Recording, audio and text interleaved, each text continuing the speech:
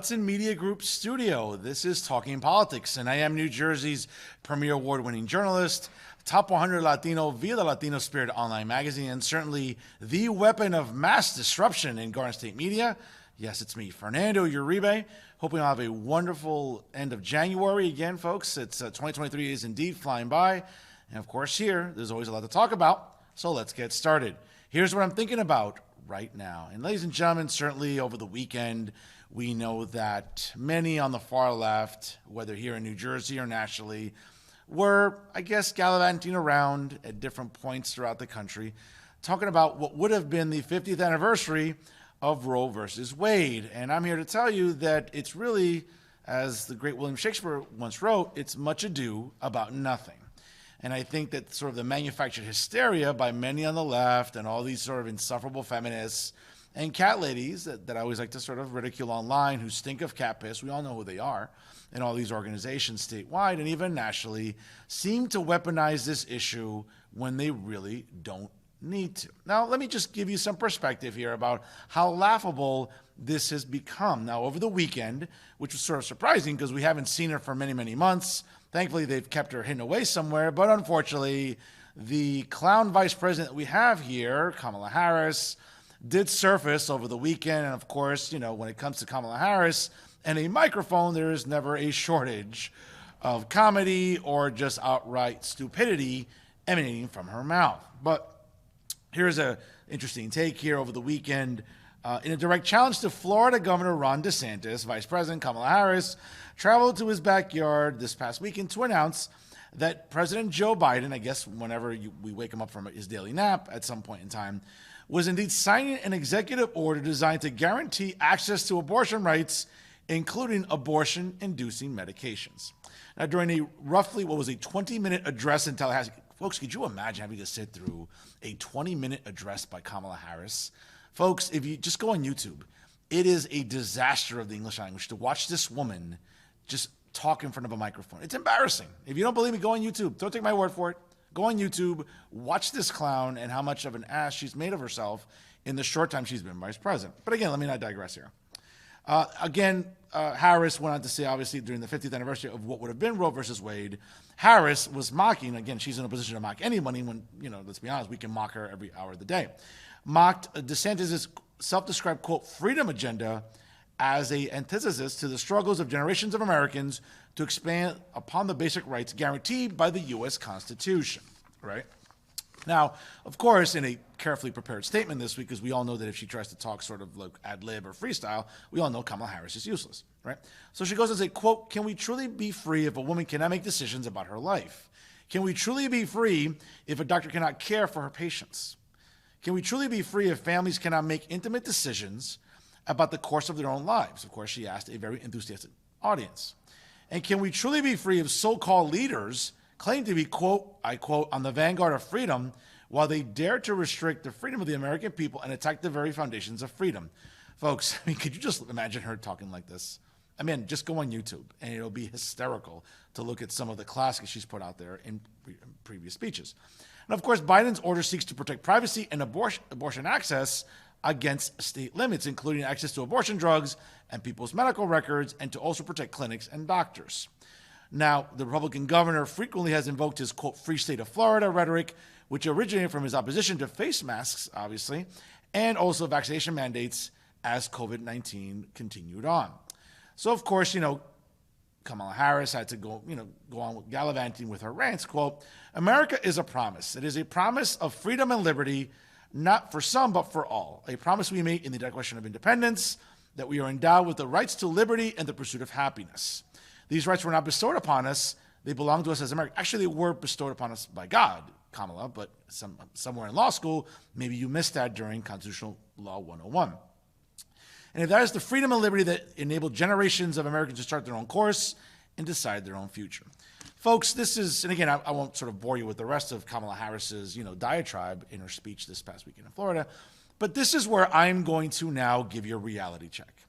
Whether it's insufferable organizations here in New Jersey, like Women for Progress, whether it's the, maybe Planned Parenthood, their PAC, or different Planned Parenthood, funds, as they say, whether it be in New Jersey, in New York, whether it's ridiculous virtue signaling organizations like Make the Road New Jersey, Make the Road New York, right? Or the Alliance for Immigrant Justice here in New Jersey, right? Led by their sort of useless executive director, Amy Torres. Folks, take your pick.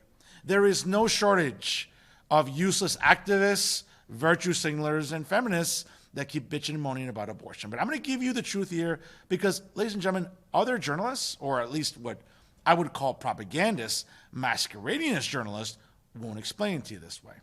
But here in New Jersey, folks, access to abortion, access to reproductive justice has been codified into state law. Okay? Now, despite what many in the legislature would have you believe, right? Insufferable, activists like State Senator Teresa Ruiz, right? President Hetty Rosenstein, and all these other useless activists, whether it be in the legislature or out in workers' unions or just organizations in general. What they won't tell you, again, and what they don't want to focus on is, again, here in New Jersey, just like across the river in New York, access to abortion has been codified into state law. The idea of trying to pass some sort of constitutional amendment here in the state of New Jersey is just overkill, okay? Because here's the reality check. If you're a woman, again, a biological woman, not a pregnant person, not a birthing person, a woman, a biological woman, ovaries, uterus, everything else, okay? If you get knocked up tomorrow, okay, based on millions of dollars that are subsidized into Planned Parenthood, right? And there are hundreds of clinics in the state of New Jersey, for example. If you get knocked up tomorrow, you can reconsider your pregnancy by going to a clinic. It's not like there's a shortage of clinics, folks, okay? It's not like Planned Parenthood isn't funded accordingly here in the state of New Jersey under this governor, right? Governor Murphy. Sometimes they call him the emperor because that's what he sort of acts like. But whether it's the emperor, the far left in the legislature, they have found a way to continue giving millions of taxpayer dollars to Planned Parenthood, which is fine. Listen, folks, I'm a pro-choice type of individual, but within reason. I don't believe in terminating pregnancies in the 9th month if a baby is healthy and viable. But again, that's a different argument for a different day, okay? But if you're a woman and you wish to reconsider your pregnancy, you can do that in New Jersey. There's nothing infringing upon your rights. There's no, men are not, or the patriarchy are not trying to take your rights away. That's not the case in New Jersey, folks. Okay. If over the weekend, right, it's NFL Sunday Fun Day, it went from Wild Card Weekend to the divisional playoffs and now Championship Sunday. Okay. Whether it's that or whether you're out, I don't know, Thursday, Friday, Saturday, Sunday, take your pick. And for all the ladies out there that drinking themselves into a drunken stupor, guess what? If you wake up Monday morning, okay, next to someone you regret waking up next to, guess what? You can go to Walgreens and you can go to CVS and you can buy a Plan B roughly for somewhere between $20 to $30, okay? Maybe you can even buy it through your health insurance, which, by the way, folks, here in New Jersey has become readily available, okay? So my question to all of these insufferable feminists and cat ladies and all these activists, take your pick, whether it's in the legislature, whether it's these ridiculous organizations, again, Women for Progress, the New Jersey Alliance for Immigrant Justice, Make the Road New Jersey, Reproductive Justice, whatever it is, folks, take your pick. There is no shortage of insufferable organizations here in New Jersey that cater and weaponize abortion, okay? These options are available to you. What are you bitching and moaning about? Now, I get it. You want to complain that abortion is not equally accessible across the country. But folks, again, and to a lot of my lawyer friends that took constitutional law, because you should have passed it when you went to law school. Now, I took a few constitutional law classes in grad school. Okay, I'm not a legal scholar. But I remember somewhere when I read the document, when I read the Bill of Rights, I read that the 10th Amendment talks about states' rights. Federalism. Any of you remember that during studying the Constitution of the United States of America? Well, folks, I did. Okay. And one of the things that really bothers me is that for some reason, when it suits you, many on the left, you like to invoke state rights, again, when it's convenient. Well, here's just another example. I get it that you're not happy with what the state of Alabama does, maybe, the state of Texas, the state of Florida, the state of Georgia, whatever the case may be. At the end of the day, folks, this is at the core of the matter. American women, especially those on the left, keep bitching and moaning about not being able to terminate pregnancies in states that they don't live in. That's at the heart of the matter. So when you talk about useless human beings like Vice President Kamala Harris, or those on the left that keep weaponizing abortion every election cycle, whether it's to raise money for Planned Parenthood, whether it's to raise money for their ridiculous organizations. Folks, again, here in New Jersey, in the Garden State, okay, abortion has been codified into state law. So, again, stop your bitching and moaning. It's a tired, old act. Whether it's Nancy Pelosi over the weekend talking about what would have been the 50th anniversary of Roe versus Wade, or Kamala Harris in Florida, or all these other insufferable, U.S. Senator Kirsten Gillibrand in New York. All of these women are just bitching and moaning unnecessarily. It's like you bitch to live and you live to bitch. This is what makes you all insufferable. I'm going to say it again. Access to abortion, yes, is now become a states' rights issue. And that's all the Supreme Court did last summer with the Dobbs decision. That's all they did. They relegated access to the states. And you know what? For any of you that took constitutional law, you should remember that, because that's what the 10th Amendment's all about. If you don't like what's going on in Alabama and Texas and Tennessee, do me a favor, ladies, move there. Trust me, I'd love to see you all leave New Jersey. Good riddance to you. But for right now, living in the Garden State, your rights are protected, and that should be enough. Stop your bitching and moaning, because the act is getting old, just like all of you. And that's what I'm thinking about right now. And now some local stories for your consideration. And a shout out to the Dean of Hudson County Journalism, the great Al Sullivan, for his report on this story. And folks, let me just sort of preface this by saying that it's very rare I ever plug a story from Insider NJ, as we all know, and Insider NJ has become obviously the abyss of journalism here in the Garden State. Obviously, it's a majority of them are propagandists masquerading as journalists. But again, there's a good apple in the bunch there. And even if it's just for the season right now during election time, especially in North Hudson, it's good to have at least responsible, credible journalists like Al Sullivan working, even if it is temporarily, for Insider NJ. But a good piece this week talking about the end of an era, especially here in Hudson County. And certainly my thoughts and prayers go out to the families of the staff members at the Hudson Reporter. I'm sure, obviously, seeing their employment come to an end is not an easy thing. How they'll bounce back, hopefully they all will, remains to be seen. But again, my heart goes out to them. The Hudson Reporter has been an institution here, folks, in Hudson County for so many years. And it's a shame to see it go away. But again, a great column by Al Sullivan. I'll give you some talking points here I think that were really interesting by him. He starts off by saying the newspaper chain in Hudson County had been in decline for more than a decade before being sold off to a Philadelphia circular concern. Now, it was indeed founded by a developer, and the newspaper chain relied heavily on the real estate market, and its financial success often rose and fell with real estate sales, the final most serious blow coming with the 2008 market collapse, from which the paper indeed never recovered. That said, though, however, the Hudson Reporter far exceeded its expectations when it came to its powerful influence in the community. Now, it was founded in 1983, again, and the Hoboken Reporter, as well as its various sister papers, was indeed in a unique position to witness one of the most significant social phenomena in half a century, as people began to return to urban centers. Now, its pages reported on the significant turmoil between traditional ethnic residents of places like Hoboken and, of course, the newcomers that were flocking back to take advantage of Hudson County's proximity to Manhattan. Hoboken and later Jersey City saw a massive shift of population that eventually would manifest itself in political conflict. And the Hudson Reporter was on the ground reporting it all, documenting the rare occurrence that gave this weekly chain clout even the local daily newspapers lacked as well. Now, many residents, old and new, turned to its pages to become enlightened as to what these changes meant and often used the paper to vent their outrage. It became the document of record, often authored by some great writers who also will go on to later write for the New York Times, the Daily News, the Washington Post, or even the Wall Street Journal. But in the 1990s, before sort of the introduction of blogging, the Hudson Reporter was indeed the place where people aired their differences, and the publication reported on and influenced key elections that saw the last best effort by the old guard under the banner, for example, of Mayor Anthony Russo, in a disparate attempt to halt the inevitable. It was Hudson Reporter that reported on the plights of artists in Jersey City as they found themselves under siege by the waterfront development. Folks, again, great piece by Al Sullivan. I'd certainly urge you to read it. I certainly don't urge you to read the rest of Insider NJ, since it's really pretty much garbage, right? But kudos to Al Sullivan for bringing a breath of fresh air to what otherwise is a garbage news site.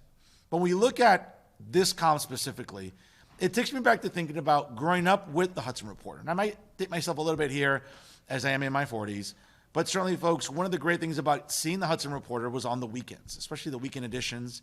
Saturday morning, I'd always see it delivered roughly right before noontime.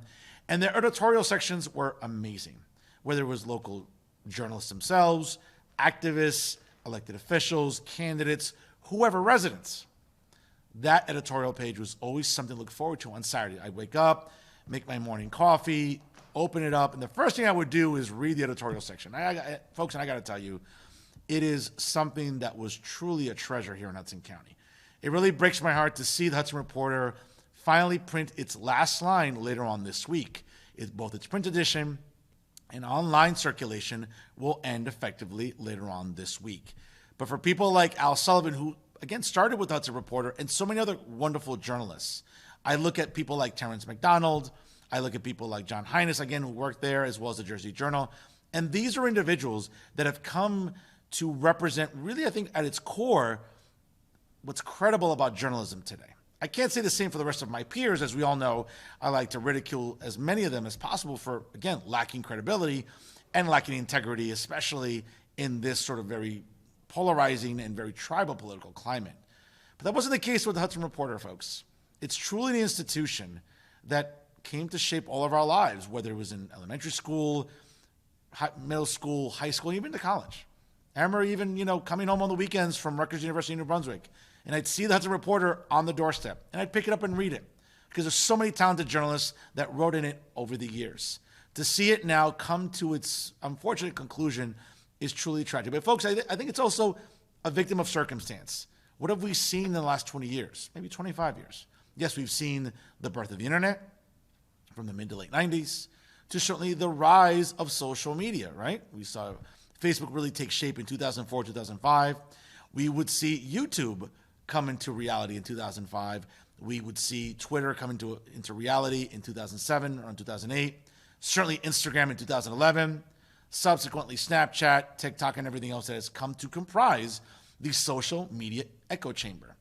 But folks, all before that ever existed, we had great local news sites like the Jersey Journal and, of course, the Hudson Reporter. Yes, they've been replaced by outstanding news sites here in Hudson County, such as Hudson County TV, the Hudson County View, the Jersey City Times, and certainly other online publications.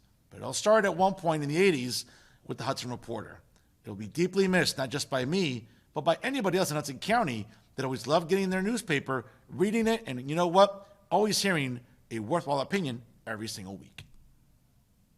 In other local news, let's go to West New York, and it seems that a former mayor wants his job back. So a shout out to Terry West with the Jersey Journal for her excellent reporting on this breaking story. Now, Felix Roque jumped into the mayoral race last week, joining former mayor / U.S. Representative Albio Ceres and current West New York Commissioner of Recreation, Cosmo Cirillo, in what has now become a three-way triple threat.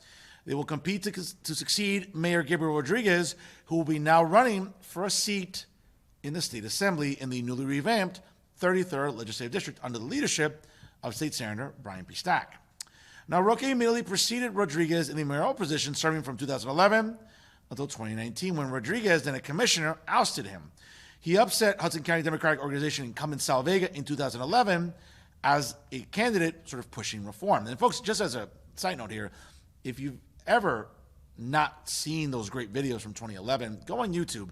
And a shout out once again to Julio Reynoso from Hudson County TV for his excellent reporting during that very hotly contested race in 2011. Folks, I have to tell you, that entire spring of 2011 was something to watch. We're talking about hundreds of thousands of views in these videos that, folks, again, just look back to that famous march on Bergen Line Avenue where Roque supporters and Sal Vega supporters literally met in a bottleneck on Bergen Line Avenue.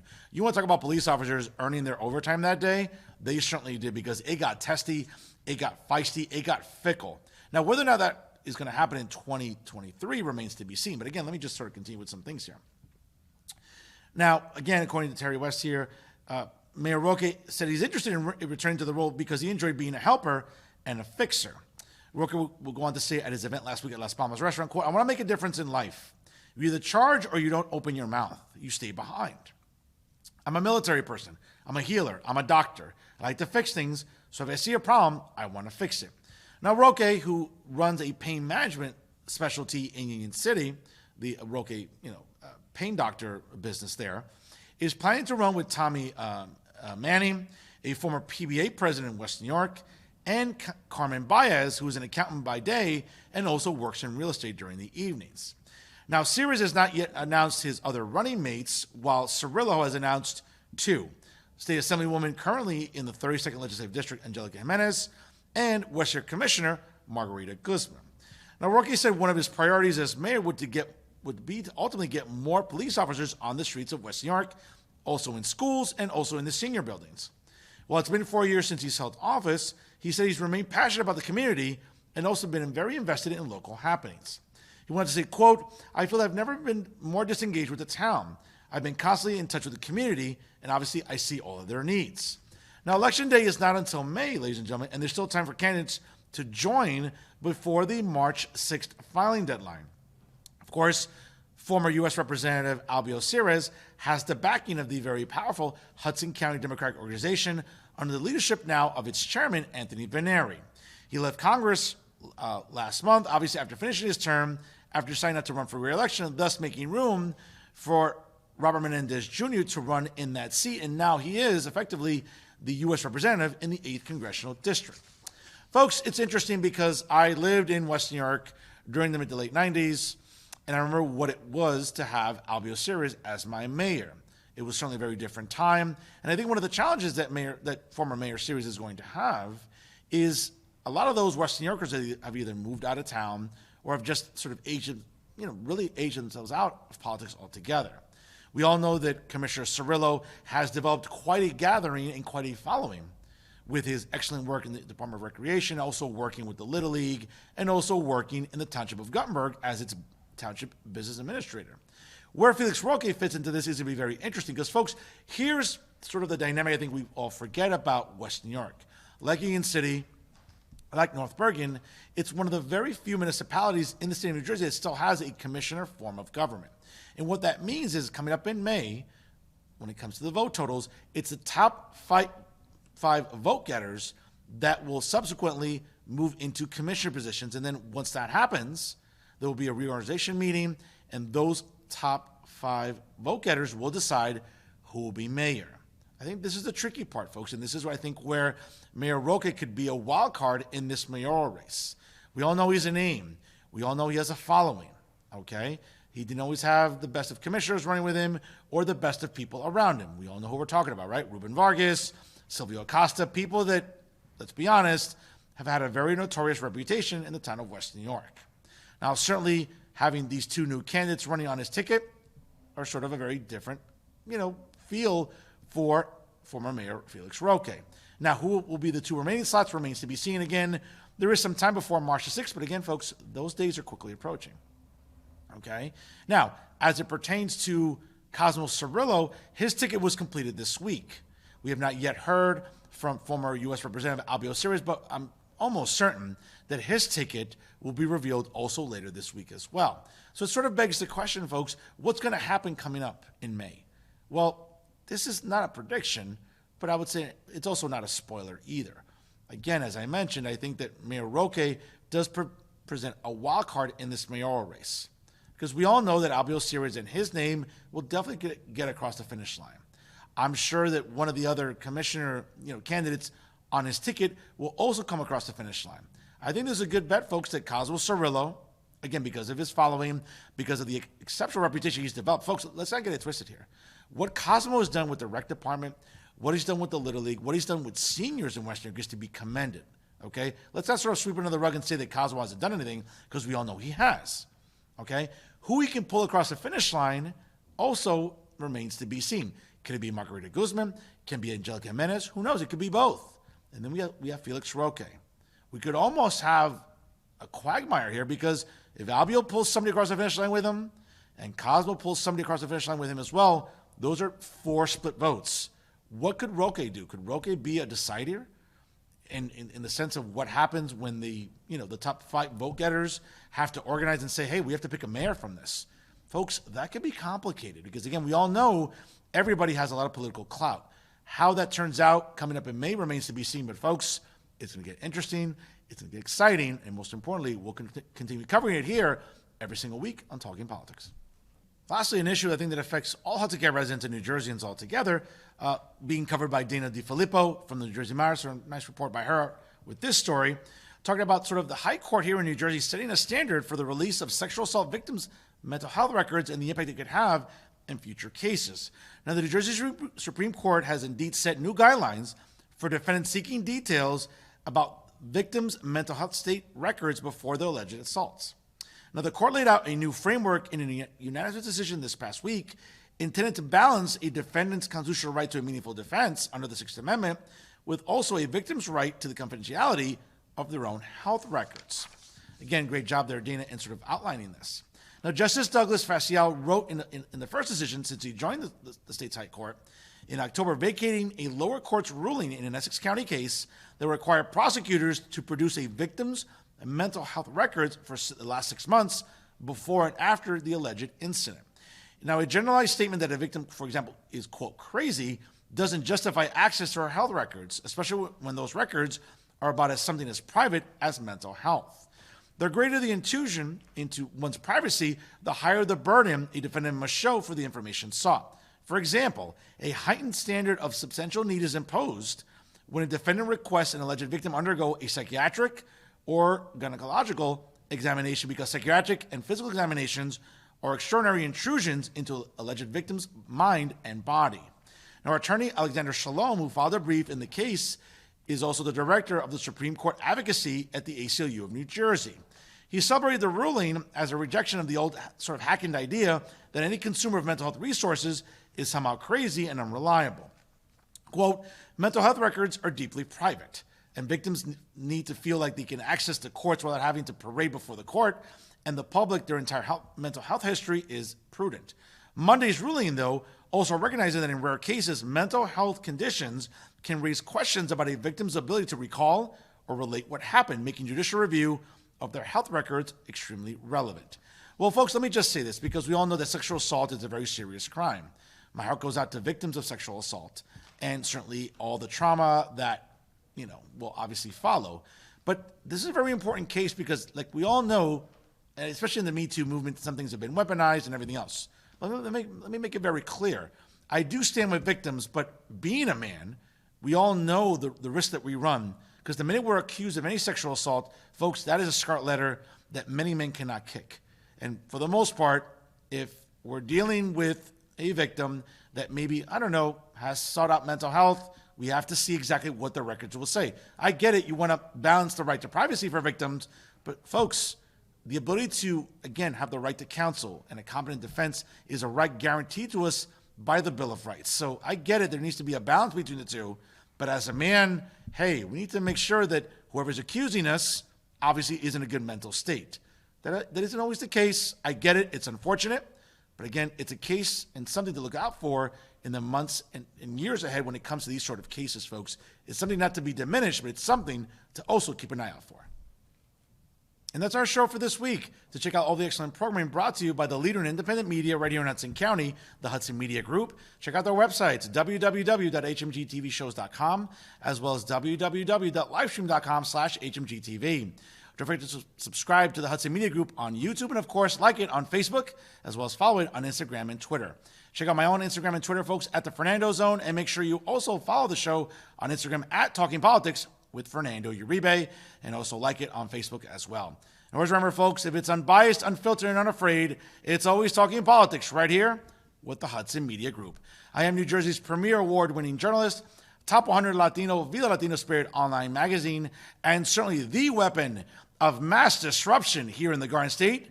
Yes, it's me, Fernando Uribe, saying so long, ladies and gentlemen, and as always, thank you so much for watching.